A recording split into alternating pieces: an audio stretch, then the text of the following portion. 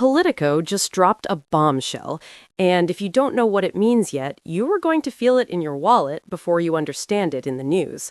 Multiple diplomatic sources confirmed to Politico this week that the European Union and the 12-nation Indo-Pacific trade bloc, known as the CPTPP, are opening formal talks to form one of the largest economic alliances in human history. We're talking about nearly 40 countries, 1.5 billion people, a trading bloc that would rival and, in some measures, exceed the entire economic scale of the United States. And Canada is running the show. Not the EU, not Japan, not Germany, Canada. A country Trump has been trying to bully into submission for over a year, a country he called a national security threat, a country he tried to isolate. That Canada just took the architect's seat at the table that could redesign the global economy. Here's what is actually happening and why it matters more than almost anything else in the news right now. The deal centers on something called rules of origin. That sounds dry. It is not dry. It is the most powerful economic lever in global trade.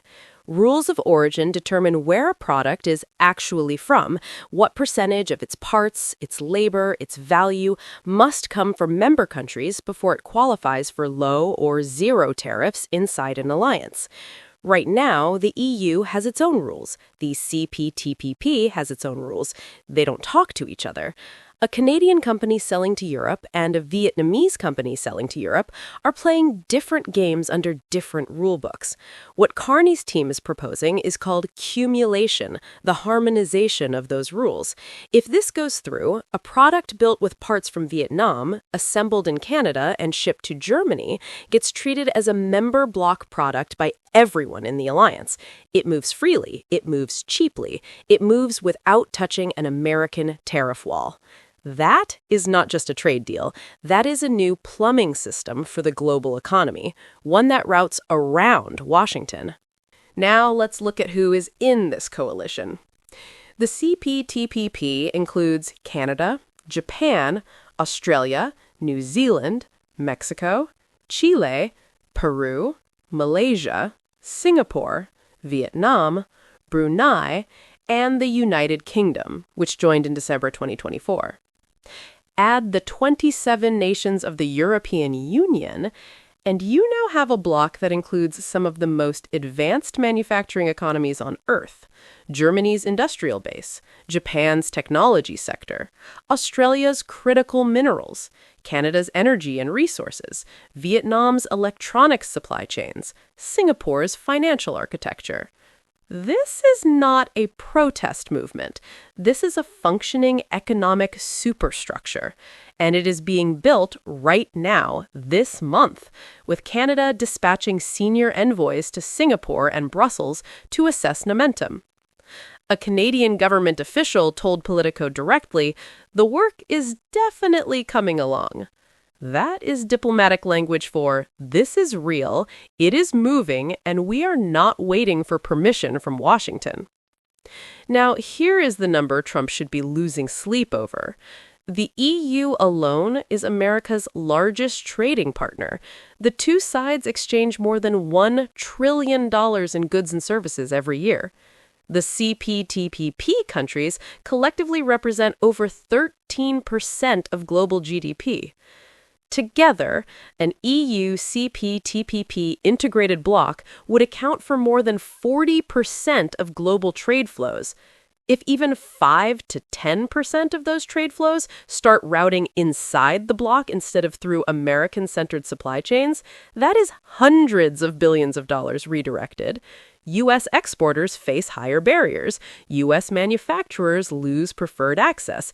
American consumers pay more for goods that now have to navigate around a trade architecture they were never invited to join. And here's the brutal irony. Every time Trump threatens a new tariff, every time he uses trade as a weapon, he does not make the world more dependent on America. He makes the world more motivated to build the off-ramp. German business chambers are calling this arrangement advantageous. British chambers of commerce are backing it.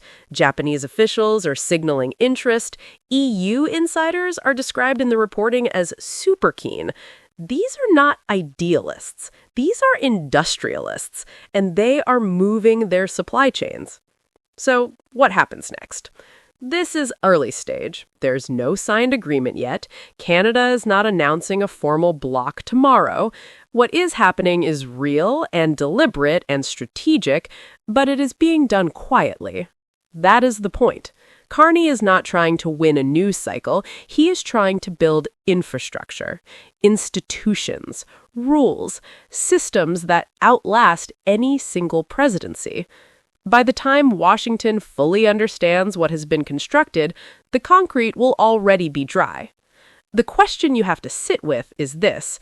A year ago, the idea of Canada leading a 40-nation coalition to redesign global trade while the United States stood outside looking in would have sounded like fiction. Today, Politico has multiple diplomatic sources confirming it is underway. The old world where America sat at the center of every table, set every rule, and collected every benefit is not just weakening, it is being renovated without American blueprints. And Canada is holding the hammer.